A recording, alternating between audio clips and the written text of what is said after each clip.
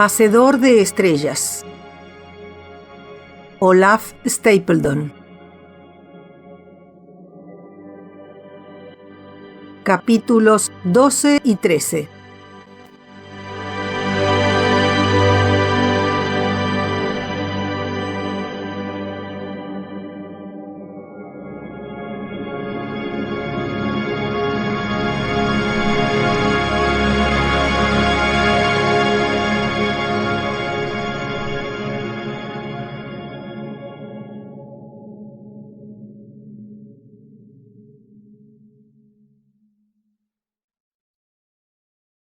Capítulo 12. Un espíritu cósmico incompleto. Cuando al fin nuestra galaxia fue capaz de explorar telepáticamente todas las galaxias, descubrió entonces que la vida en el cosmos era bastante precaria. Muy pocas de las galaxias estaban aún en su juventud. La mayoría había pasado ya a la edad madura. En la totalidad del cosmos, las estrellas muertas y sin luz superaban en número a las estrellas vivas y luminosas. En muchas galaxias, la lucha de estrellas y mundos había sido aún más desastrosa que en la nuestra. La paz había llegado solo cuando ambos bandos habían caído en un estado de degeneración irremediable. Sin embargo, en la mayoría de las galaxias más jóvenes, la lucha no había estallado aún, y los espíritus más despiertos de otras galaxias se esforzaban por iluminar a las estrellas y sociedades planetarias ignorantes antes de que se iniciase el conflicto. El espíritu comunal de nuestra galaxia pertenecía ahora al pequeño grupo de los seres más despiertos del cosmos, el desperdigado bando de los espíritus galácticos avanzados que tenían como meta la creación de una verdadera comunidad cósmica, con una sola mente. El espíritu comunal de miríadas de mundos distintos e inteligentes individuales. Se esperaba así alcanzar un conocimiento y una creatividad inconcebibles en el mero plano galáctico. Con grave alegría nosotros, los exploradores cósmicos, que ya nos habíamos incorporado a la mente comunal de nuestra propia galaxia, nos encontramos en íntimo contacto con decenas de otras mentes galácticas. Nosotros, aunque mejor podría decir yo, experimentamos el lento movimiento de las galaxias como un hombre siente el movimiento de sus propios miembros. Desde mis múltiples puntos de vista observé la tormenta de nieve de muchos millones de galaxias, que fluían y giraban, apartándose cada vez más unas de otras junto con la incesante expansión del espacio. Pero aunque la vastedad del espacio aumentaba constantemente en relación con el tamaño de las galaxias, estrellas y mundos, para mí, con todos los seres que me acompañaban en un cuerpo disperso, el espacio no era más grande que una gran sala terrestre abovedada. Mi experiencia del tiempo cambió también, pues ahora, como en ocasiones anteriores, los eones eran tan breves como minutos. La vida entera del cosmos se me aparecía no como el paso pausado e inmensamente prolongado de una remota y oscura fuente a una eternidad más remota, sino como una breve carrera, precipitada y desesperada contra la fugacidad del tiempo. Ante las numerosas galaxias atrasadas, yo me veía a mí mismo como una inteligencia solitaria en un yermo de bárbaros y bestias. El misterio, la futilidad, el horror de la existencia se me aparecían con su máxima crueldad. Pues para mí, para el espíritu de aquel pequeño grupo de galaxias despiertas, rodeadas por hordas dormidas aún y condenadas a muerte, no había esperanza de triunfo en ninguna parte. Se me había revelado ya, así creía yo, la totalidad de la existencia. No podía haber otra parte. Yo conocía con exactitud la suma de la materia cósmica. Y aunque la expansión del espacio estaba apartando a casi todas las galaxias con una rapidez tal que la luz no alcanzaba a salvar el abismo, La exploración telepática me mantenía aún en contacto con la totalidad del cosmos. El espacio insuperable creado por la incesante expansión había separado físicamente a muchos de mis propios miembros, que telepáticamente, sin embargo, continuaban unidos. Yo, la mente comunal de decenas de galaxias, creía ser entonces la mente abortada y deforme del cosmos vivo. La miríada de comunidades unidas en mí tenía que haberse expandido seguramente para abarcar toda la existencia. En el clímax de la historia cósmica, la mente totalmente despierta tenía seguramente que haber alcanzado la plenitud del conocimiento y la adoración. Pero no era así. Pues aún ahora, en la fase última del cosmos, cuando la energía física estaba casi totalmente agotada, yo no había llegado sino a un bajo nivel de crecimiento espiritual. Yo era mentalmente un adolescente aún, y sin embargo, mi cuerpo cósmico conocía ya la decadencia. Yo era el embrión en desarrollo del huevo cósmico y sin embargo la yema estaba ya pudriéndose.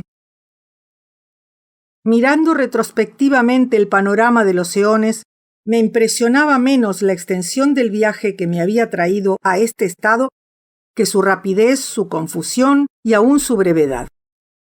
Asomándome a las edades más tempranas, antes de que apareciesen las estrellas, antes de que las nebulosas nacieran del caos, yo no alcanzaba a ver aún ninguna fuente clara, sino solo un misterio tan oscuro como los que enfrentan los minúsculos habitantes de la Tierra. Igualmente, cuando yo intentaba sondear las profundidades de mi propio ser, no encontraba tampoco sino un impenetrable misterio. Aunque la conciencia de mí mismo había alcanzado un plano 3 veces superior al de la conciencia de los seres humanos, del simple individuo a la mente mundo, de la mente mundo a la mente galáctica y de ésta a la abortada mente cósmica, yo solo encontraba oscuridad en las profundidades de mi ser. Mi mente había acumulado toda la sabiduría de todos los mundos, de todas las edades. La vida de mi cuerpo cósmico era en sí misma la vida de miríadas de mundos infinitamente diversos. La creatividad y la alegría animaban mi vida común. Sin embargo, todo esto no era nada, pues alrededor se movían las galaxias que no habían realizado su destino. La muerte de mis estrellas había empobrecido gravemente mi propia carne, y los eones se alejaban hacia el pasado con fatal velocidad. Pronto mi cerebro cósmico se desintegraría. Y entonces, inevitablemente, yo iría perdiendo mi preciado, aunque imperfecto estado de lucidez, y descendería, a través de todas las etapas de la segunda infancia de la mente, hacia la muerte cósmica. Era muy extraño que yo, que conocía toda la extensión del espacio y del tiempo, y que había contado las estrellas como ovejas sin olvidar ninguna, yo que era el más despierto de todos los seres, yo, la gloria a la que habían sacrificado sus vidas miríadas de seres de todas las épocas, la gloria que esas miríadas habían adorado, mirar ahora a mi alrededor con la misma angustia sobrecogedora, la misma adoración humilde y muda con que los viajeros humanos que cruzan el desierto miran las estrellas nocturnas.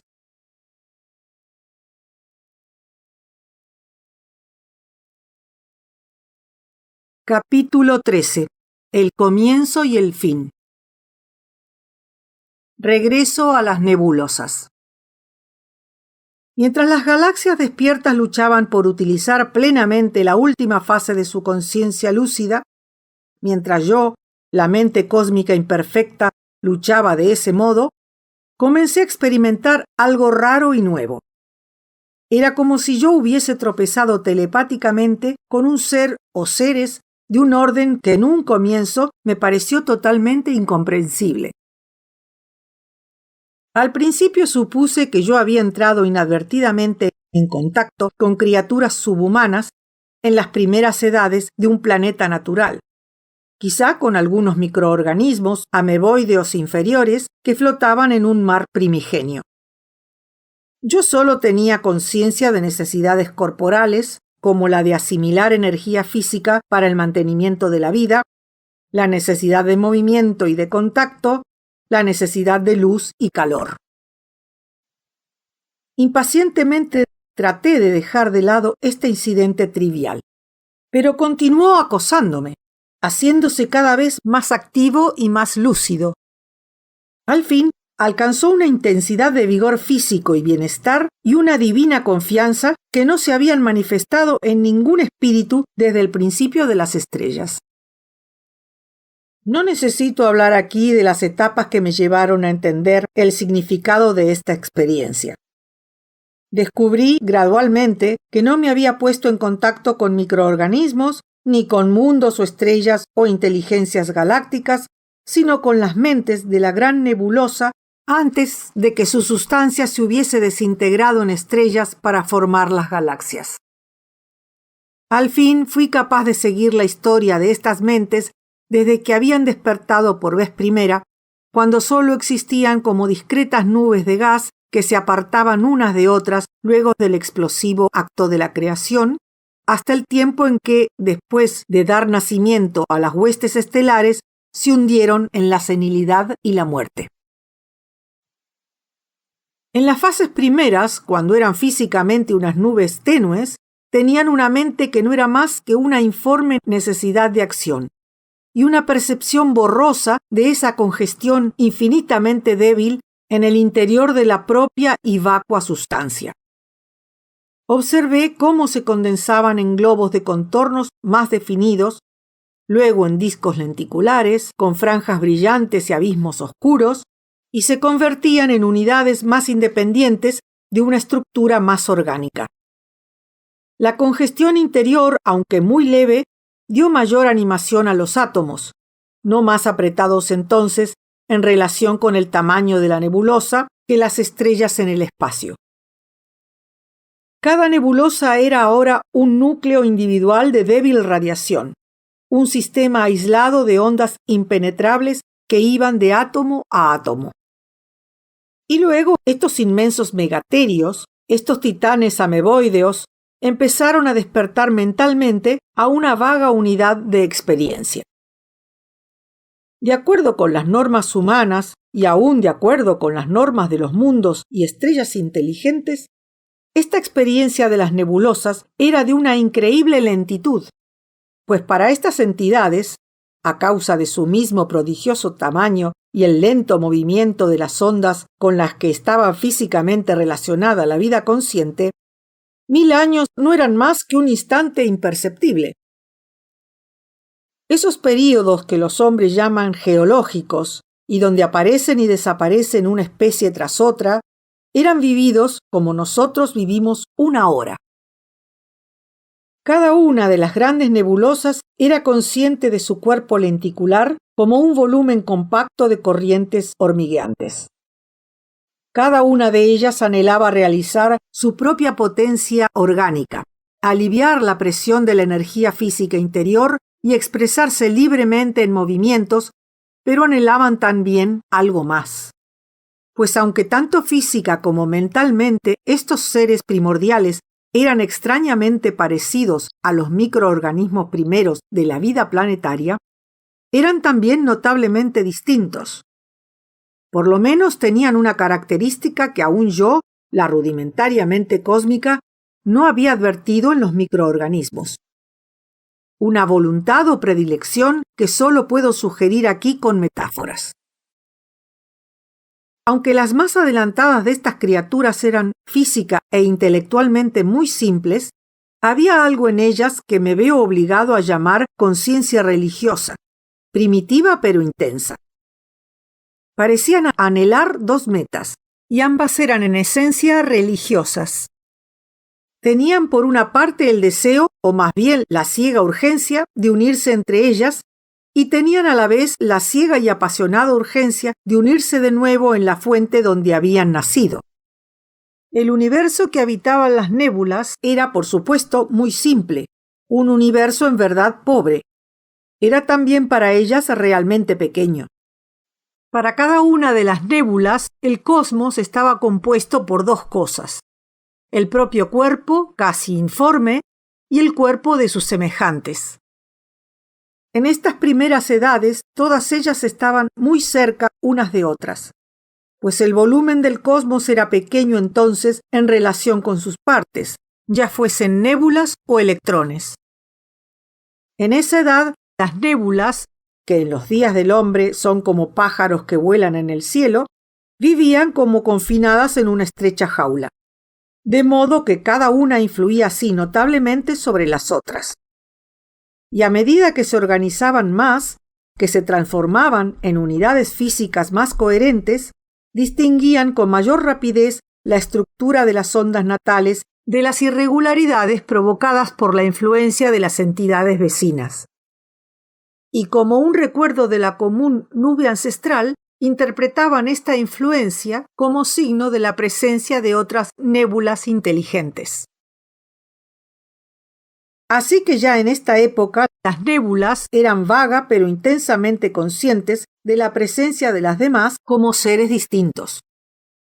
La comunicación entre ellas era sin embargo débil y muy lenta. Así como unos prisioneros encerrados en celdas separadas se acompañan de algún modo con golpecitos en las paredes y hasta pueden llegar con el tiempo a desarrollar todo un sistema rudimentario de señales, así las nébulas revelaban mutuamente su presencia con tensiones gravitatorias y largas pulsaciones de luz. No obstante, aún en esta fase de confinamiento, un mensaje tarda miles de años en llegar a destino. Cuando las nébulas llegaron a la edad madura, todo el cosmos reverberaba con sus transmisiones. En la primera de las fases, cuando estas vastas criaturas se encontraban todavía muy cerca unas de otras y aún en un estado de inmadurez, se preocupaban sobre todo en mostrarse mutuamente. Con animación infantil se comunicaban trabajosamente la alegría que les inspiraba la vida, los apetitos y penas, los caprichos, las idiosincrasias, la pasión común por una vuelta a la unidad y el anhelo de ser, como a veces han dicho los hombres, uno en Dios. Pero aún en los primeros días, cuando pocas nebulosas habían alcanzado la madurez y la mayoría vivía todavía en una cierta confusión mental, fue pronto evidente para las mentes más despiertas que estas criaturas estaban separándose cada vez más. A medida que las mutuas influencias físicas iban disminuyendo, cada una de las nebulosas observaba también que sus compañeras se alejaban y empequeñecían. Los mensajes tardaban cada vez más en despertar una respuesta.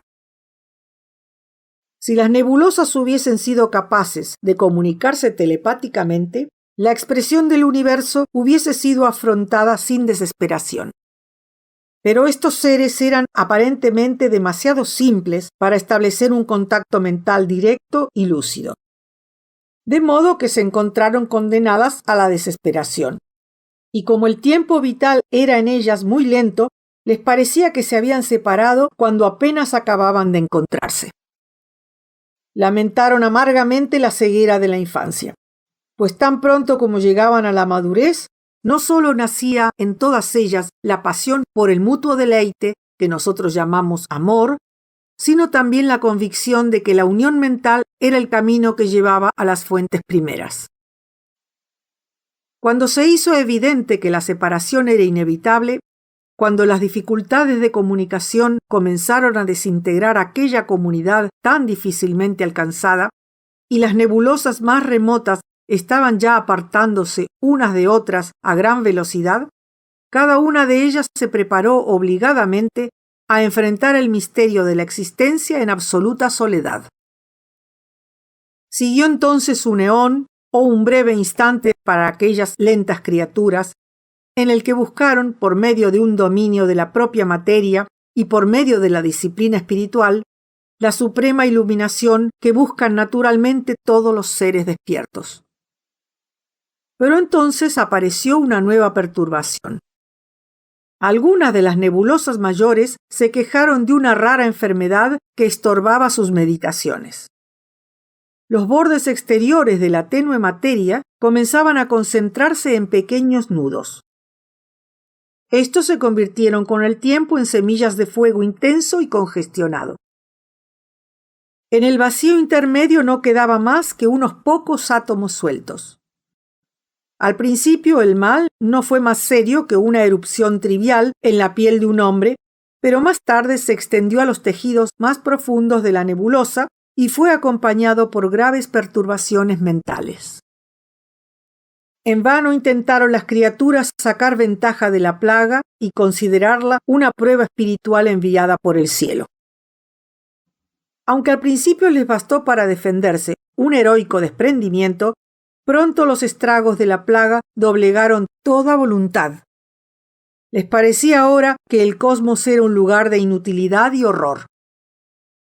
Las nebulosas más jóvenes no tardaron en advertir que las mayores, una a una, caían en un estado de pesadez y confusión, y que ese estado concluía indefectiblemente en el sueño que los hombres llaman muerte.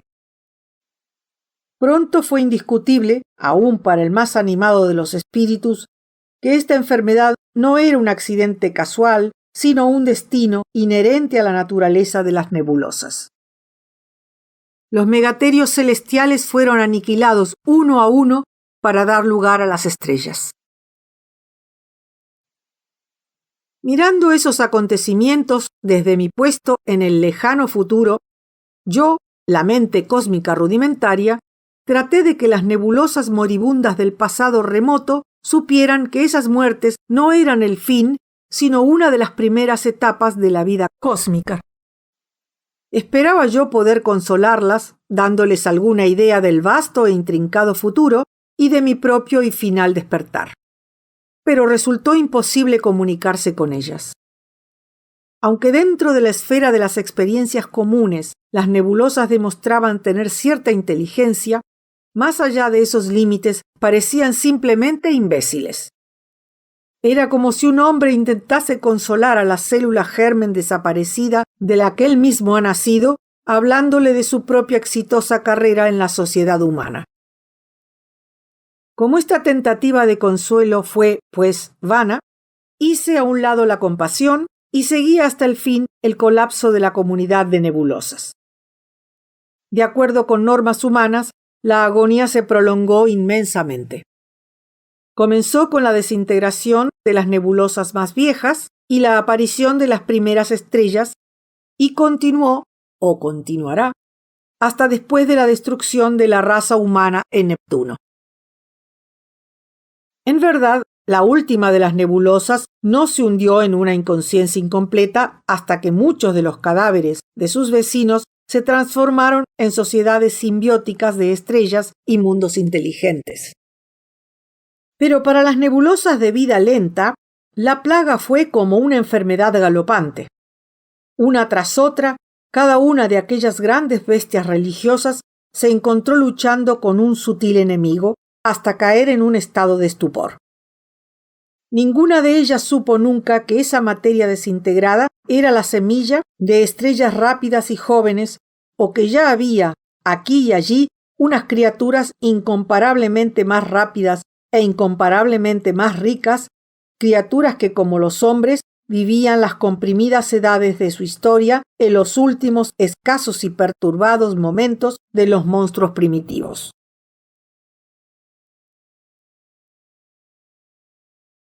El momento supremo se acerca. La incipiente mente cósmica en que yo me había transformado fue conmovida profundamente por el descubrimiento de la vida nebular. Pacientemente yo estudié aquellos megaterios casi informes, absorbiendo en mi propio ser compuesto el fervor de una naturaleza simple pero honda. Pues estas criaturas aspiraban a realizar sus deseos con una concentración y una pasión desconocidas en los mundos y estrellas. Cuando penetré en la historia de estos seres, me encontré con una imaginación tan fervorosa que yo mismo, la mente cósmica, me transformé de algún modo. Considerando desde el punto de vista nebular la vasta complejidad y sutileza de los mundos vivientes, comencé a preguntarme si las infinitas divagaciones de los mundos eran motivadas realmente por una sobreabundancia de ser y no por una debilidad de percepción espiritual, por una naturaleza de potencialidad inmensamente variada y no por la mera falta de una experiencia intensa y consciente. La aguja de una brújula débilmente magnetizada apunta una y otra vez al este y al oeste, y tarda en descubrir la dirección que le corresponde. Una aguja más sensible señala en cambio inmediatamente el norte. La misma complejidad de los mundos, con sus multitudes de seres minúsculos pero complejos, ¿no habría confundido el sentido de la orientación del espíritu? La simplicidad y el vigor espiritual de los seres primeros y más vastos ¿no habrían alcanzado algo de muy alto valor que la complejidad y la sutileza de los mundos nunca podría alcanzar? No, aunque la mentalidad nebular era excelente en sus propios y curiosos límites, las mentalidades planetarias y las estelares tenían también sus especiales virtudes. Y de las tres, la planetaria era la de más alto nivel, pues las contenía a todas. Me permití entonces creer que yo, como al fin había incluido en mi propio ser no solo un íntimo conocimiento de numerosas galaxias, sino también de la primera vida cósmica, podía considerarme a mí mismo, con alguna justicia, la mente incipiente de la totalidad del cosmos. Pero las galaxias despiertas que participaban de mi ser no eran sino una pequeña minoría en la población total de las galaxias. Por medio de la influencia telepática, continué ayudando a las numerosas galaxias que estaban en el umbral de la madurez mental. Si yo incluía en esta comunidad cósmica, pensé, algunos centenares de galaxias despiertas en vez de unas pocas decenas, quizá yo mismo, la mente comunal, pudiera fortalecerme y llegar a salir de mi estado de impedida infancia mental hasta algo más similar a la madurez. Me parecía evidente que aún ahora, en mi estado embrionario, yo estaba ascendiendo a un nuevo plano de conocimiento.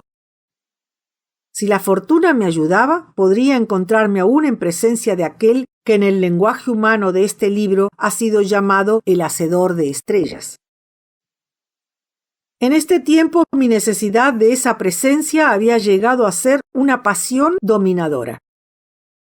El velo que ocultaba aún el origen y la meta de las nebulosas, las estrellas y los mundos, estaba abriéndose, o así parecía. Aquel que había inflamado sentimientos de adoración en miríadas de seres y que sin embargo no se había revelado claramente a ninguno, aquel a quien todos se habían encaminado ciegamente, representándolo con las imágenes de miríadas de divinidades, estaba ahora, sentía yo, frustrado pero aún creciente espíritu del cosmos, a punto de revelárseme. Yo, que también había sido adorado por muchos de mis pequeños miembros, yo que me había alzado por encima de los sueños de mis criaturas, me sentía ahora oprimido, abrumado por mi propia pequeñez y mi propia imperfección, pues la velada presencia del hacedor de estrellas ya estaba dominándome con su tremendo poder. Cuanto más ascendía a lo largo del espíritu, más inaccesibles me parecían las alturas que se alcanzaban ante mí. Pues lo que me había parecido una vez cima era ahora el pie de una montaña abrupta, de paredes que caían a pico, glacial, y que se perdía arriba en una niebla oscura. Nunca llegaría a triunfar en esa ascensión, y sin embargo tenía que seguir adelante. Un anhelo irresistible superaba el temor. Mientras tanto, y bajo mi influencia, las galaxias todavía jóvenes fueron alcanzando una por una el punto de lucidez que les permitió unirse a la comunidad cósmica y enriquecerme con alguna experiencia peculiar. Pero el debilitamiento físico del cosmos no se detenía.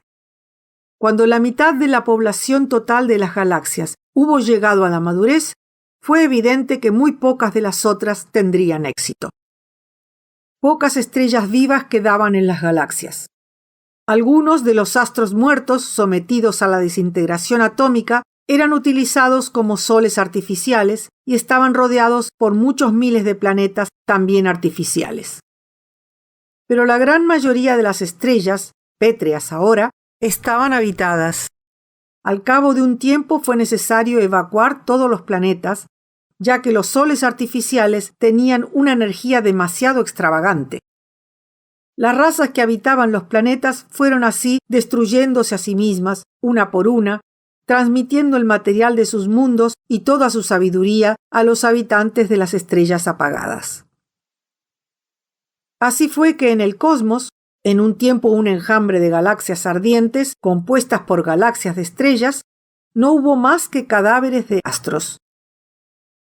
Estas motas oscuras flotaban en el oscuro vacío como un humo infinitamente tenue que se alza de un fuego extinguido. En estas motas, estos mundos gigantescos, las últimas poblaciones habían creado aquí y allí con sus luces artificiales un pálido resplandor invisible aún para los más interiores de los planetas sin vida.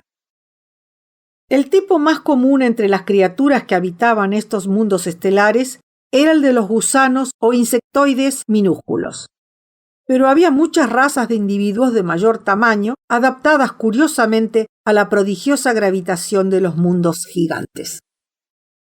Cada una de estas criaturas era algo así como una manta viviente. En la cara inferior se apretaban unas patitas que eran también bocas. Estos miembros sostenían un cuerpo de no más de 3 centímetros de grosor, aunque de un par de metros de ancho y 10 de largo. En el extremo anterior, unos brazos eran sostenidos también por batallones de patas. La parte superior del cuerpo era un tejido poroso de alvéolos con una gran variedad de órganos sensorios. Entre las dos superficies se extendían los órganos del metabolismo y la vasta área del cerebro. Comparados con las colonias de gusanos y de insectos, estos seres parecidos a intestinos tenían la ventaja de una unidad mental más firme y una mayor especialización de los órganos. Pero eran también de movimientos más torpes y menos adecuados a la vida subterránea, a la que debieron sujetarse más tarde todas las poblaciones. Los grandes mundos oscuros, con atmósferas de inmenso peso y océanos increíbles, donde las olas de las tormentas más furiosas no eran más que ondas en una superficie de mercurio terrestre, pronto fueron cubiertos por civilizaciones de gusanos, de insectoides y de esas criaturas más precarias parecidas a mantas. La vida en estos mundos era casi una vida en 2 dimensiones. Aún el más rígido de los elementos artificiales era demasiado débil para permitir la construcción de altas estructuras. A medida que pasaba el tiempo, los habitantes de estas estrellas pétreas iban consumiendo el calor interior y era necesario desintegrar atómicamente el núcleo rocoso de la estrella.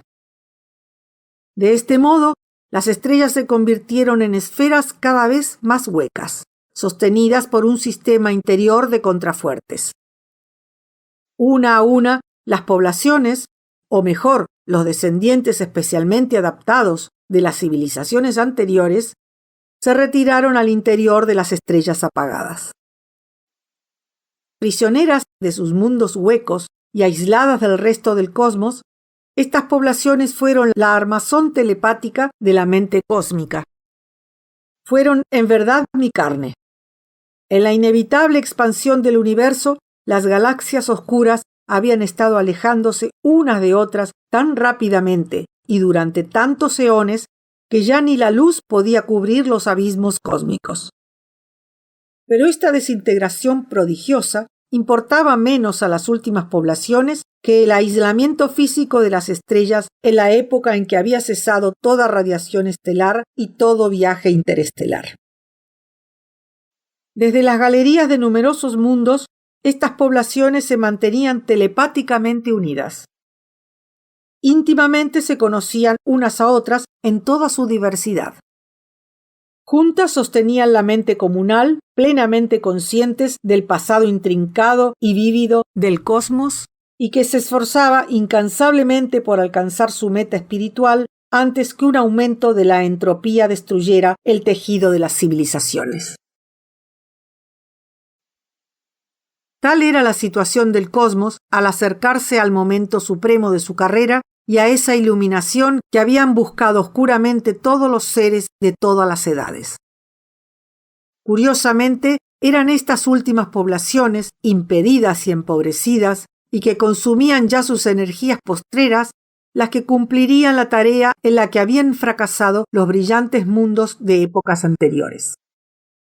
Era en verdad el caso de la gallina que vence al águila. A pesar de las forzadas circunstancias, estas criaturas mantenían intacta la estructura esencial de la comunidad cósmica y de la mentalidad cósmica, y recurrían al pasado para ahondar su sabiduría más allá de los límites de toda sabiduría pasada. El momento supremo del cosmos no fue, o no será, un momento, de acuerdo con normas humanas.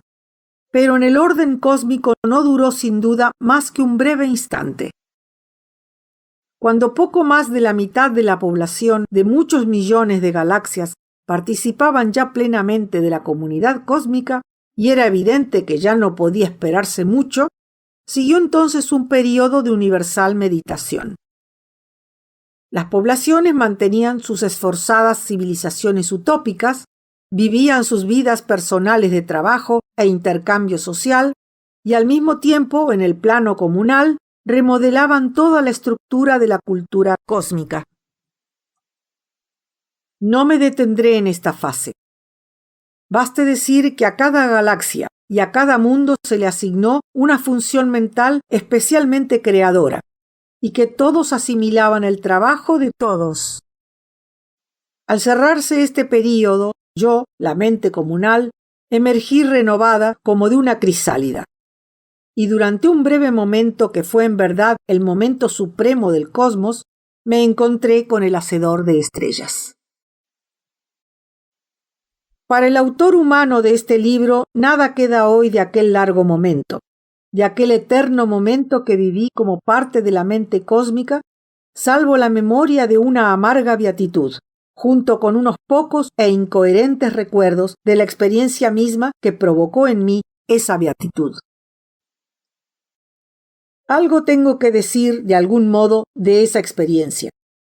Me enfrento a la tarea, como es inevitable, con una impresión de incompetencia abismal.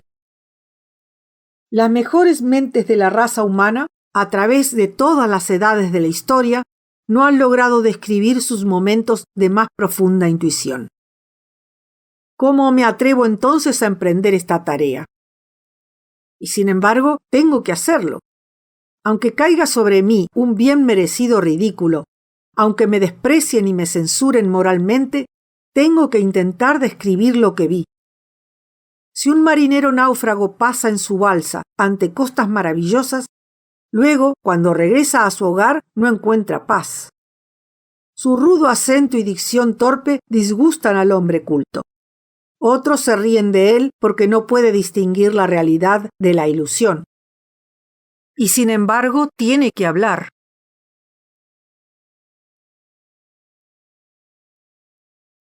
El momento supremo y después. En el momento supremo del cosmos, yo, como mente cósmica, creí encontrarme con el origen y la meta de todas las cosas finitas.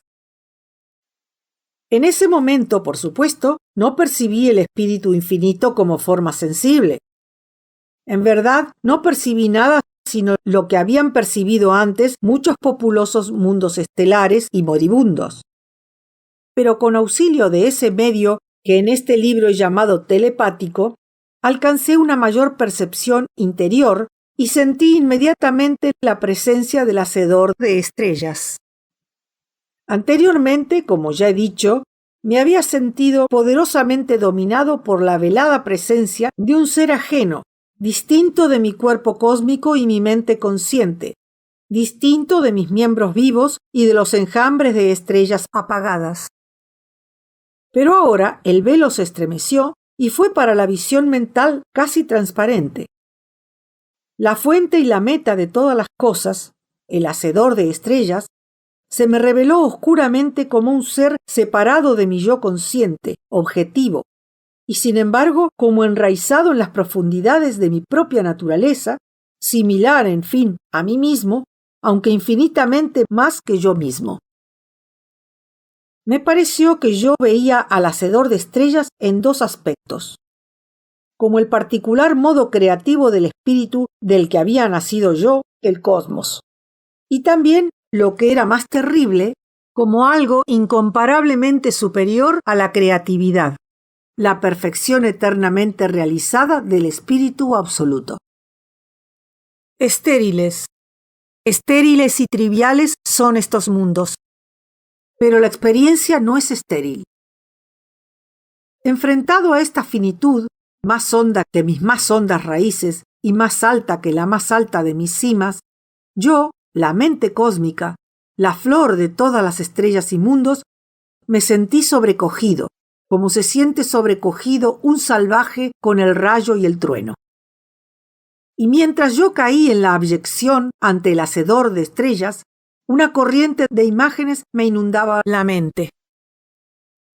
Las deidades ficticias de todas las razas, de todos los mundos, se acumularon entonces en mí, símbolos de majestad y de ternura, de poder despiadado, de ciega creatividad y penetrante sabiduría.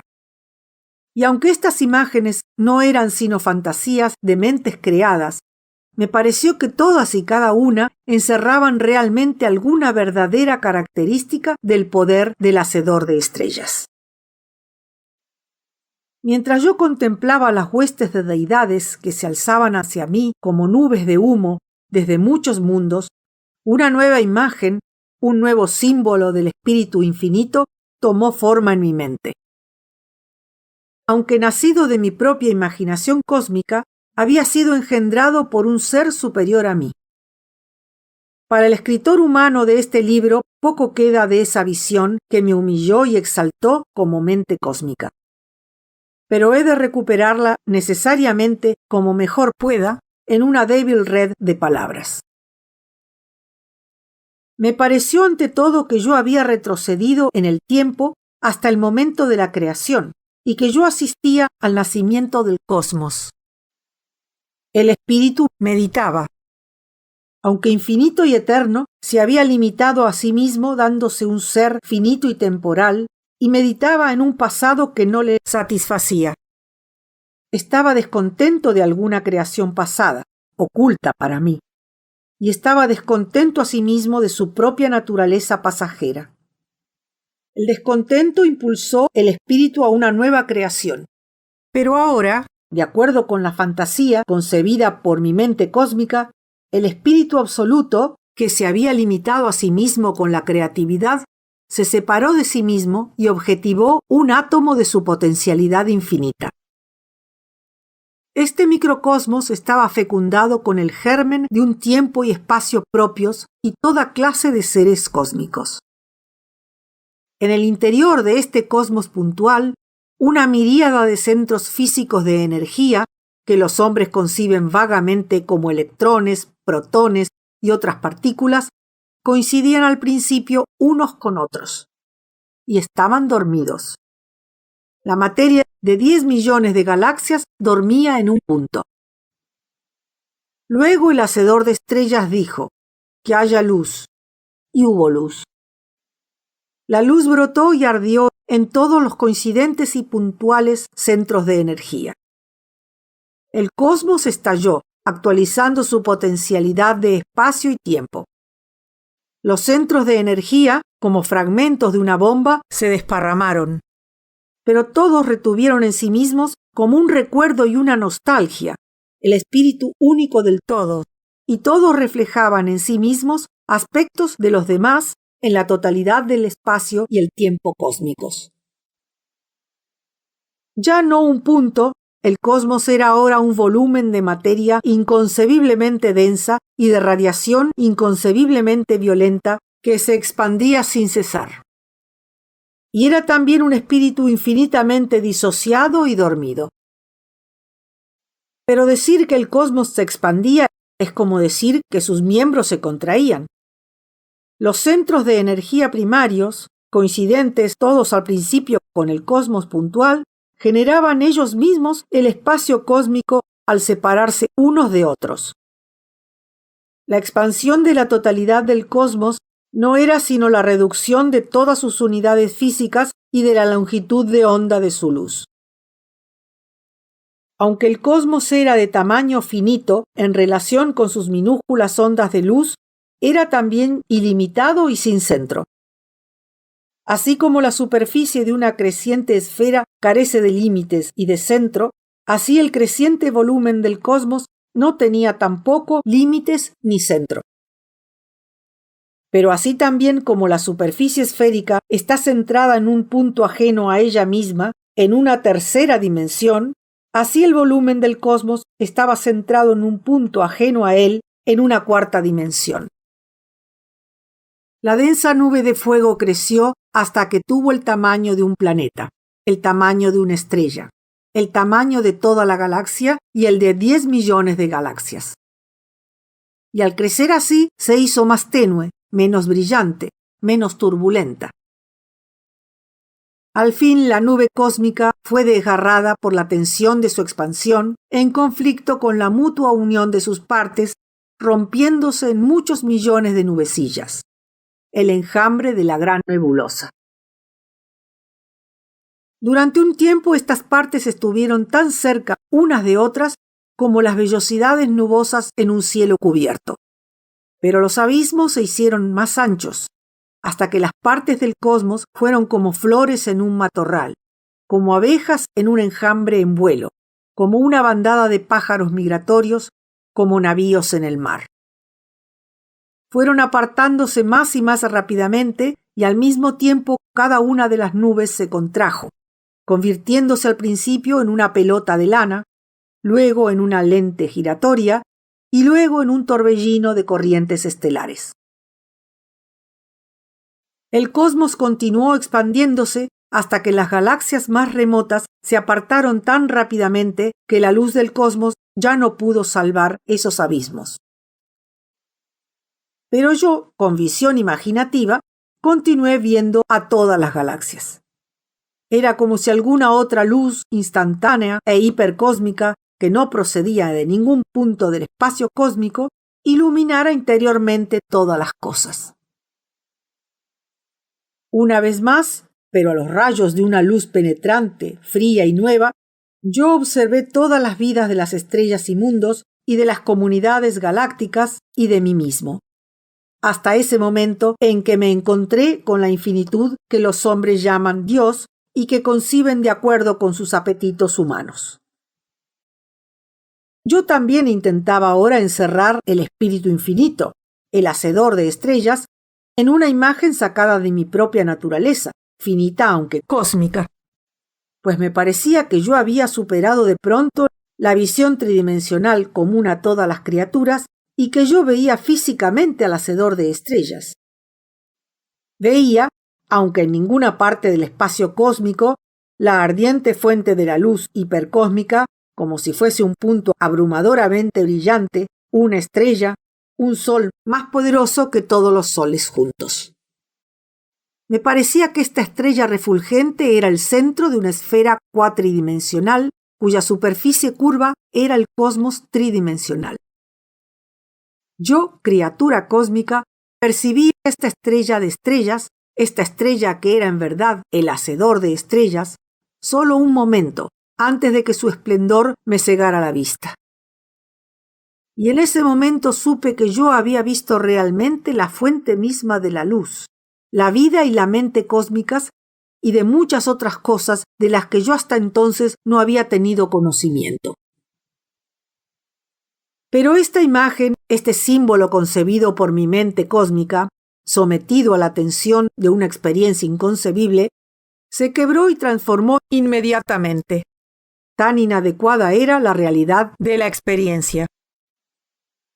Recordando desde mi ceguera aquel momento de visión, pensé que la estrella, el hacedor de estrellas, centro inmanente de toda existencia, me había estado mirando a mí, su criatura, desde la cima misma de su infinitud, y que entonces yo había desplegado inmediatamente las pobres alas de mi espíritu para subir hacia él, y que en ese mismo momento yo había sido cegado, quemado y golpeado. Me había parecido en el momento de mi visión que todos los anhelos y esperanzas de los espíritus finitos que habían ansiado unirse con el espíritu infinito habían dado fuerza a mis alas. Me pareció que la estrella, mi hacedor, se inclinaría hacia mí y me alzaría, y me envolvería en su magnificencia. Pues me pareció que yo, el espíritu de muchos años, la flor de muchas edades, era la iglesia cósmica, preparada al fin para unirse con Dios. Pero en cambio la terrible luz me cegó, quemó y golpeó. Sin embargo, no fue solo el resplandor físico lo que me hizo caer en ese momento supremo de mi vida.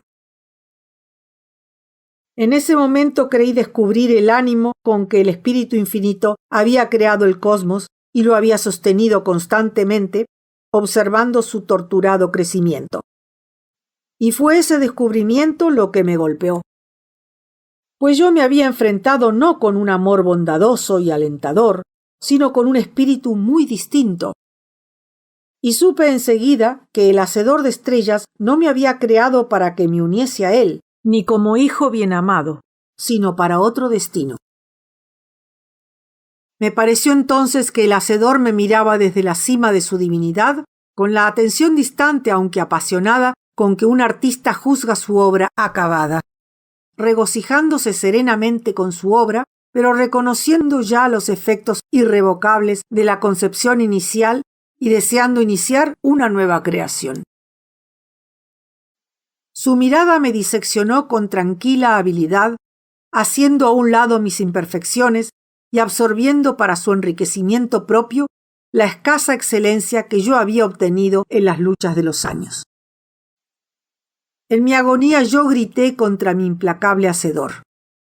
Grité que al fin y al cabo la criatura es más noble que el Creador, pues la criatura ama y desea el amor, aún el amor de una estrella llamada el Hacedor de estrellas. Pero el Creador, el Hacedor de estrellas, ni amaba ni necesitaba amar. Pero tan pronto como yo, míseramente ciego, di ese grito, me sentí consumido de vergüenza. Pero se me hizo evidente de pronto que la virtud del Creador no es lo mismo que la virtud en la criatura. Pues el Creador, si ama a su criatura, no ama en realidad más que una parte de sí mismo. Pero la criatura, al alabar a su Creador, alaba a una infinitud que está más allá de sí misma. Advertí que la virtud de la criatura era amar y adorar, y que la virtud del Creador era crear y ser la meta incomprensible, inalcanzable e infinita de las criaturas. Una vez más, pero con sentimientos de adoración y de vergüenza, le grité a mi Hacedor y dije: es suficiente y más que suficiente ser la criatura de un espíritu tan magnífico y temido, de potencia infinita, de una naturaleza que escapa a la comprensión de la misma mente cósmica. Es suficiente haber sido creado, haber encarnado un instante el espíritu infinito, tumultuosamente creador. Es infinitamente más que suficiente haber sido utilizado, haber sido un esbozo preliminar para una creación más perfecta. Dije esto y sentí inmediatamente una rara paz y una rara alegría. Mirando hacia el futuro vi sin pena, con un tranquilo interés, mi propia declinación y ruina. Vi que las poblaciones de los mundos estelares consumían más y más sus recursos para mantener sus frugales civilizaciones. Desintegraban tanta materia en el seno de las estrellas que estaban alterando el equilibrio de esos mundos. Algunos se hundieron realmente en sus centros huecos, destruyendo a los habitantes del interior. La mayoría era reconstruida antes de que se alcanzara el punto crítico en una escala menor. Una a una, las estrellas fueron convirtiéndose en mundos de tamaño planetario. Muchos no eran mayores que la luna terrestre. Las poblaciones mismas quedaron reducidas a una millonésima parte del número original, manteniendo en el interior de esos granos huecos el mero esqueleto de la civilización y en condiciones crecientemente precarias. Contemplando los futuros eones, luego del momento supremo del cosmos, vi los mundos que conservaban aún todo lo posible los elementos esenciales de la antigua cultura, que vivían todavía sus vidas personales, afanosamente, en tareas incesantemente renovadas, que aún practicaban el intercambio telepático, que aún compartían telepáticamente todo lo que había de valor en los respectivos mundos espíritus, que aún mantenían una verdadera comunidad cósmica con su mente única. Me vi a mí mismo que preservaba todavía, aunque con creciente dificultad, mi conciencia lúcida, en lucha con la senilidad y la somnolencia, ya sin esperanzas de alcanzar un estado más glorioso que aquel ya conocido, o de mostrarme al hacedor de estrellas en un acto de adoración menos inadecuado, solo impulsado por una mera necesidad de experiencia y por lealtad a su espíritu. Pero la decadencia me alcanzó inevitablemente. Mundo tras mundo, dominados por crecientes dificultades económicas, se vieron obligados a reducir aún más sus poblaciones, que al fin no alcanzaron el nivel mínimo exigido por la mentalidad comunal. Luego, como centros cerebrales que degeneran rápidamente, ya no pudieron cumplir su parte en la experiencia cósmica. Mirando hacia adelante, desde mi puesto en el momento supremo del cosmos, me vi a mí mismo, la mente cósmica que caía poco a poco en la muerte. Pero en este mi último eón, cuando todos mis poderes estaban ya desvaneciéndose y la carga de mi cuerpo en decadencia era una pesada carga para mi debilitado coraje, me consolaba todavía con un oscuro recuerdo de la pasada lucidez. Pues yo sabía confusamente que aún en mi última y más triste edad yo estaba ante la mirada celosa, aunque remota, del hacedor de estrellas. Todavía sondeando el futuro, desde el momento de mi suprema madurez, una madurez todavía no marchita, vi mi muerte, la ruptura final de los lazos telepáticos de que dependía mi ser. A partir de entonces, los pocos mundos supervivientes vivieron en un aislamiento absoluto y en esa condición bárbara que los hombres llaman civilización. Entonces, y en un mundo tras otro, la civilización material comenzó a mostrar numerosas fallas, en particular en las técnicas de la desintegración atómica y la fotosíntesis. Los distintos mundos fueron estallando accidentalmente uno tras otro, y la pequeña materia cuidadosamente almacenada se transformó en una esfera de ondas luminosas que se perdieron en la oscuridad inmensa o murieron miserablemente de hambre y frío. Al fin, nada quedó en todo el cosmos sino oscuridad y unos restos de polvo que habían sido galaxias. Poco a poco, esas vaharadas de polvo fueron acercándose unas a otras bajo la influencia gravitatoria de sus partes, hasta que al fin, no sin un ardiente choque entre las motas errantes, toda la materia de cada vaharada formó un simple cúmulo.